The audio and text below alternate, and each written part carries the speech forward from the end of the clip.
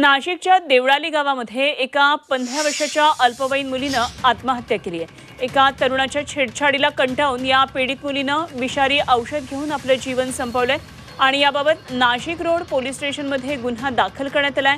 ही मृत मुलगी देवळाली कॅम्प इथल्या महाविद्यालयामध्ये शिकत होती। रस्त्यानं जाता येता हा आरोपी तिला छेडत होता। तसंच त्यानं आणि त्याच्या कुटुंबियांनी पीडित मुलीकडे लग्नाचा तगादा लावला होता असा आरोप या मृत मुलीच्या कुटुंबियांनी केलाय। आणि या सर्व त्रासाला कंटाळून अखेर या मुलीनं विषारी औषध घेतलं। तिला उपचारासाठी रुग्णालयामध्ये दाखल केलं असता तिला मृत घोषित करण्यात आलं।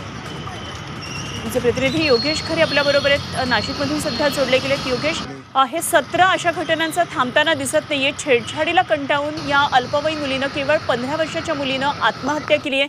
काय या घटनेचे पुढचे तपशील मिळतात? कशा प्रकारे आता पोलिसी कारवाई होतीये?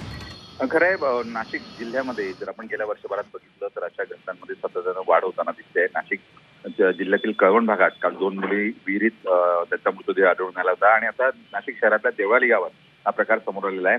यामध्ये आता पोलिसांनी या संपूर्ण घटनेचा तपास करत 10 जणांवर गुन्हा दाखल केलेला आहे। त्याच्या या मुलाच्या छळाला त्याच्या घरच्यांनी पण साथ दिली असल्याचे त्यांच्या तक्रारीमध्ये म्हणण्यात आले आणि त्यामुळे त्याचे आई, बाबा, त्या आजूबाजूचे सगळे नातेवाईक या सगळ्यांवर गुन्हे दाखल करण्यात आलेले आहेत। एकूणच अशा पद्धतीचा छळाचे प्रकरण ही मोठ्या प्रमाणात नाशिकातल्या वेगवेगळ्या भागामध्ये आपल्याला आढळून येतात आणि त्याचाच परिणाम म्हणून हे सगळं समोर आलेलं आहे। आज या विरोधामध्ये काही संघटनांनी मोर्चा सुद्धा आयोजित केला आहे। योगेश, धन्यवाद दिलेल्या माहितीसाठी। मात्र कायद्याची जरब बसणं आणि शिक्षेचा चाप बसणे अत्यंत गरजेचं आहे।